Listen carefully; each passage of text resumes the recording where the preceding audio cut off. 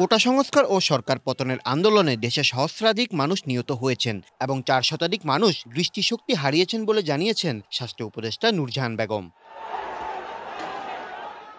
তিনি বলেন, আন্দোলনকে ঘিরে যারা নিহত হয়েছেন তাদের পরিবারের দায়িত্ব সরকার নেবে। যারা আহত হয়েছেন তাদের সম্পূর্ণ বিনামূল্যে চিকিৎসা দেওয়া হবে। নূরজাহান বেগম বলেন, বৈষম্য বিরোধী আন্দোলনে এখন পর্যন্ত ১,০০০-এরও উপরও নিহত হয়েছে এবং ৪০০ জনের উপর ছাত্র জনতা দৃষ্টিশক্তি হারিয়েছেন। অনেকের এক চোখ অন্ধ হয়ে গেছে, অনেকে দুই চোখেই দৃষ্টিশক্তি হারিয়েছেন। আমেরিকার সেবা নামক প্রতিষ্ঠানের সঙ্গে আমাদের কথা হয়েছে। যাদের চোখ অন্ধ হয়ে গেছে বা চোখে সমস্যা দেখা দিয়েছে, আমরা সেবা ফাউন্ডেশনকে তাদের তালিকা পাঠিয়েছি। তিনি বলেন, সেবা ফাউন্ডেশন জানিয়েছে যত শীঘ্রই সম্ভব তারা চিকিৎসার জন্য দেশে ডাক্তার নিয়ে আসবে। ইস্পাহানী ইসলামী চক্ষু ইনস্টিটিউট, জাতীয় চক্ষু বিজ্ঞান ইনস্টিটিউট ও হাসপাতাল এবং চট্টগ্রাম চক্ষু হাসপাতাল ও দিনাজপুরে তাদের চিকিৎসা হবে। অনেকে পায়ে আঘাত পেয়েছেন, অনেকের পা কেটে ফেলতে হয়েছে। আমরা বিভিন্ন দাতা সংস্থার সঙ্গে কথা বলছি, বিশ্বব্যাংকের সঙ্গেও আমাদের কথা হয়েছে, যাতে সুচিকিৎসার জন্য বিদেশ থেকে ডাক্তারের টিম নিয়ে আসা যায়। সেটা নিয়ে আমরা চেষ্টা করে যাচ্ছি।